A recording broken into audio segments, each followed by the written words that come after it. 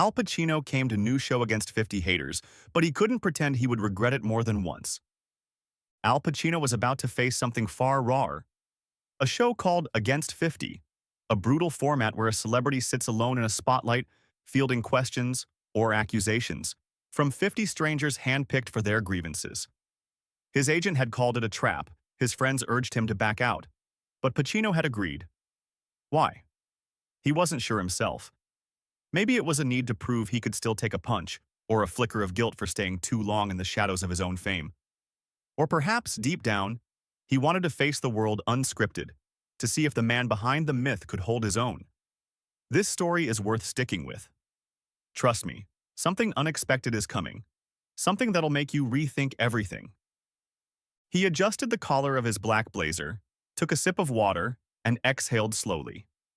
The muffled hum of the studio buzzed through the walls, technicians barking orders, the low roar of an audience settling in. A young assistant knocked, her voice shaky. "Mr. Pacino, 5 minutes." He nodded, offering a half-smile that didn't reach his eyes. As he walked down the corridor, a producer's whisper caught his ear. "This is going to be fireworks or a funeral?" Pacino ignored it. He'd faced worse: flops, critics, personal demons. But tonight, the air felt charged, like the moment before a storm breaks. Something big was brewing, though he couldn't yet name it. The stage lights blinded him as he stepped out, squinting into a sea of faces. 50 pairs of eyes locked onto him from tiered seats arranged in a semicircle, a modern-day coliseum. Some looked curious, others hostile, a few smirking as if they'd already won. The host, a slick man named Derek Voss with a practiced grin, welcomed him with exaggerated enthusiasm. "Ladies and gentlemen, the one and only Al Pacino." The applause was loud but uneven, fading quickly into an uneasy silence. "Al, tonight you're here to face 50 people who've got questions, tough ones. You ready?"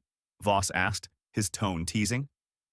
Pacino settled into the lone chair at center stage, crossed his legs, and gave a small nod. "Let's do it," he said, his voice low and gravelly, carrying the weight of a man who'd seen it all. The room held its breath. The first question came from a man in his 50s, a retired cop with a buzz cut and a scowl. He stood, gripping the microphone like a weapon. "You played Michael Corleone, a god of cinema, but now you're doing second-rate trash on Amazon. Isn't that a fall from grace? Aren't you ashamed that your new roles are painful to watch?" The crowd murmured, some clapping, others shifting uncomfortably. Pacino leaned forward, his hands clasped, and met the man's gaze. "I've made choices, some good, some not," he said, his voice steady but tinged with something raw. "Not every project's a masterpiece, but I don't do it for your approval. I do it because I still love the craft. You ever stick with something you love, even when it's hard?" The man sat down, muttering, but the crowd's reaction was split. Some nodded, others rolled their eyes. Pacino felt the first jab land, but he was still standing. The next question cut deeper. A young woman, maybe 30, stood up, her voice sharp. "You're 84 and you just had a kid with a woman half your youngest daughter's age. Is that really fatherhood? Or just an old man's crisis, scared of death?" The audience gasped, then erupted in whispers. Pacino's jaw tightened, but his eyes stayed locked on her. The question stung, not because it was new, he'd seen the headlines, but because it was so public, so personal. "I'm not here to sell you my life choices," he said, his voice quieter now, almost confessional. "I love my son. I'm there for him, same as my other kids. You can call it what you want. Crisis, ego, whatever. But I'm not running from anything. I'm living." The woman sat down, her expression unreadable, but the crowd's noise grew louder, a mix of boos and cheers. Pacino felt his pulse quicken. This wasn't a stage, it was a gauntlet. Then came Laura, a 42-year-old schoolteacher who stood with a quiet intensity that silenced the room.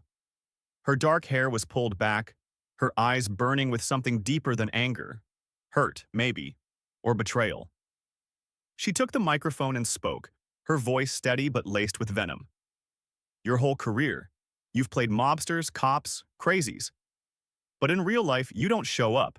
You don't help veterans. You don't fight for causes. You just hide. Where's the hero, huh? The crowd roared, feeding off her words. Pacino felt a knot in his chest. I'm no hero, he said, his voice cracking slightly. I'm an actor. I tell stories. I've given what I can, time, money, support for young artists. But I don't wave it around for applause. What do you want from me, Laura? A cape? The crowd laughed, but Laura didn't flinch. She stepped closer to the edge of her row, her voice rising. My brother fought depression his whole life. He loved your movies, thought you understood pain. But you? You just play it. You don't live it. You're a fraud. The word hung in the air, sharp as a blade. The crowd went wild, some cheering, others shouting in protest. Pacino's hands trembled slightly, but he kept them clasped. I'm sorry about your brother, he said, and the sincerity in his voice caught the room off guard. I've known pain. I've lost people. I don't talk about it because it's mine, not a press release, but don't tell me I'm faking it. Laura's eyes glistened, but she didn't back down. Then why keep acting? You're honest. Are you still in it for the art or just scared you'll die forgotten? The question hit like a gut punch. Pacino paused, his gaze dropping for the first time. Maybe a bit of both, he admitted, his voice barely above a whisper. I love acting. It's how I breathe. But yeah, I think about legacy. Who doesn't? The crowd went quiet, sensing a crack in the legend's armor. Laura pressed on, her voice softer now, but no less cutting. When's the last time you listened to someone who wasn't your agent or a fan? You're just sitting in the shadow of your fame, waiting for applause that's already hollow. The argument was escalating, and the air in the studio felt electric. Pacino felt every eye on him, every word weighing heavier than the last. Laura wasn't just a critic. She was a mirror, reflecting back every doubt he'd buried. Her pain, her brother's struggle, her accusation of his detachment, it all hit too close. He knew he couldn't lose control, but her words were unraveling something inside him. Derek Voss tried to steer the show forward, but the tension between Pacino and Laura was a live wire. Something bigger was coming, something that would shift the ground beneath them all. Pacino didn't know what it was yet, but he felt it, like the faint rumble of an approaching train. Laura, the 42-year-old schoolteacher, stood at the edge of her row, her eyes locked on him. Her last words, "You're just sitting in the shadow of your fame, waiting for applause that's already hollow," still ringing in the air. The crowd was a mix of restless anticipation and divided loyalties, some leaning toward Laura's righteous anger, others waiting for Pacino to reclaim his legend status. The host, Derek Voss, sensed the ratings soaring but also the risk of the show spiraling out of control. He raised a hand, his voice smooth but urgent. Okay, let's take a breath here, folks. But Pacino didn't look at Voss. His gaze stayed on Laura, and something in her expression, pain masked by defiance, stirred a memory he'd long buried. The argument had reached its peak, and the air crackled with the weight of what would come next. Pacino felt his chest tighten, not from anger, but from a sudden, piercing clarity. This wasn't just about defending his name. It was about facing a truth he'd avoided for years. The story's worth staying for. Trust me, what's coming will hit harder than you expect. Laura didn't sit down. She gripped the microphone, her voice trembling but resolute.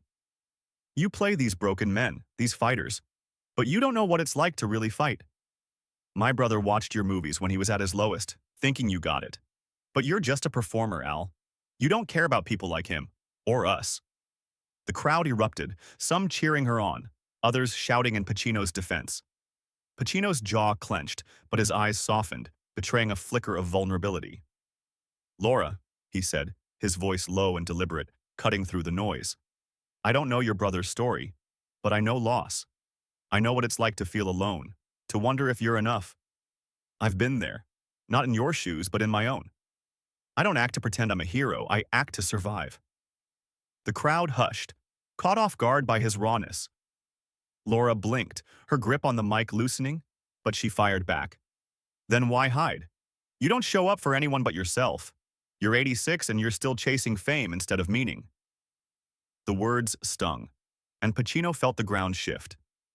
He leaned forward, his voice gaining strength. You think I don't care? I've funded theater programs for kids who'd never get a shot otherwise. I've sat with actors struggling to find their voice. I don't advertise it because it's not a performance. What about you, Laura? What do you do besides stand here and judge me? The crowd roared, split between applause and boos, but Laura's face hardened. I teach kids every day, kids like my brother was, kids who feel invisible. I fight for them. You? You're just a name on a poster. Pacino's breath caught. Her words weren't just an attack. They were a mirror, reflecting his own doubts about the man he'd become. He'd spent decades building a legacy, but had he lost touch with the world outside his orbit? The argument was no longer a debate. It was a reckoning. Voss tried to pivot, gesturing to another audience member, but Pacino raised a hand, stopping him. No, Derek, let's stay here, he said, his voice firm but heavy with emotion. Laura, I hear you. Maybe I've been too quiet too long, but I'm not the enemy you're looking for. Laura's eyes glistened, but she didn't yield. Then prove it. Stop hiding behind your roles and show up for real. The challenge hung between them, and the crowd waited, sensing the moment teetering on the edge of something raw and real. Then came the turning point. Pacino's shoulders slumped slightly and he spoke, his voice cracking with a rare vulnerability. You want real? I lost a friend to addiction years ago. Someone who believed in me like I believed in him. I didn't talk about it because it broke me. I still carry that guilt. I act because it's the only way I know how to keep going. Maybe I've missed chances to do more, but I'm not hiding. I'm trying. The crowd fell silent, stunned by the confession. Laura's expression shifted, her anger warring with something softer. Recognition, perhaps. But she pressed on, her voice quieter now. Trying's not enough when you've got the power to change things. Why not use it? Pacino looked at her, and for a moment, the studio faded. The lights, the crowd, the cameras. He saw a woman carrying her own scars, fighting a battle he hadn't understood until now. Maybe I should, he said, almost to himself. The admission was small but seismic, a crack in the myth of Al Pacino. The tension reached its peak, and Pacino felt raw, exposed in a way he hadn't been in years. Laura's accusations had stripped away the armor he'd built, leaving only the man beneath. Then, in a move that shocked everyone, he turned to Voss, his voice. Derek, I think we're done here, he said, his voice calm but final. I came to talk, not to be torn apart for sport. I'd like Laura to leave. The crowd gasped, some jeering, others murmuring in shock. Voss's grin vanished, replaced by confusion. You sure, Al? He asked, his eyes darting to the producers. Yeah, Pacino said, his gaze steady on Laura. I'm sure. Laura's face flushed, but she didn't protest. She set down the mic down, her eyes locked on his for a fleeting moment, then turned away and walked out. The crowd's mixed cheers and boos trailing her. The studio felt like a battlefield, the air thick with the aftermath. The show limped on, with Pacino answering more questions about his career, his choices, his legacy, but the fire had shifted. His responses were measured, tinged with a new introspection. Why keep acting? A young man asked. Because it's how I make sense of the world, Pacino said simply. And maybe because I'm scared of what's left if I stop. The crowd softened, sensing a man grappling with his own mortality. But Pacino's mind kept circling back to Laura. Her pain, her brother, her challenge to show up. When the show ended, he retreated to the green room, his agent, Carla, waiting with a nervous smile. You held your ground, Al, she said, but her tone was cautious. That thing with Laura, though, it's gonna blow up online. Pacino nodded, staring at his reflection. Let it, he muttered, feeling a strange calm amidst the storm. The social media fallout was immediate. Clips of Laura's confrontation went viral, with hashtags like Pacino exposed and Laura speaks trending. Some called Pacino a coward for ejecting her. Others praised his restraint. Posts dissected his confession about his friend, sparking debates about whether he was genuine or playing for sympathy. Pacino avoided his phone, but the noise seeped through. Late that night, alone in his Manhattan apartment, he searched for Laura online. A local news article mentioned her, a dedicated teacher at an underfunded school, advocating for mental health programs after her brother's suicide. There was a photo, Laura with her students, smiling but tired. Pacino's chest ached. Her anger wasn't just about him, it was about a world that had let her down, and he'd become its face. The next morning, Pacino did something uncharacteristic. Through his foundation, he contacted Laura's school, offering a grant to fund their mental health initiative. He insisted on anonymity, no press, no fanfare. Carla was baffled. Why not publicize it? It had shut down the haters. Pacino shook his head. It's not about them. Weeks later, Laura emailed him, unaware of his involvement. I was hard on you. My brother loved your work. I think he'd have wanted me to say thanks for being honest. Pacino saved the message, tucking it away like a quiet victory. The world moved on to new scandals, but that night in the studio lingered. For some, Pacino remained a faded star clinging to relevance. For others, he was a man who'd faced his flaws and kept going. For Pacino himself, it was a reminder that legacy isn't built on applause, but on the quiet choices made in the dark. Laura's challenge echoed in his mind, not as a wound, but as a call. He didn't know if he'd answered it fully, but he was trying. And maybe, in the end, that was enough.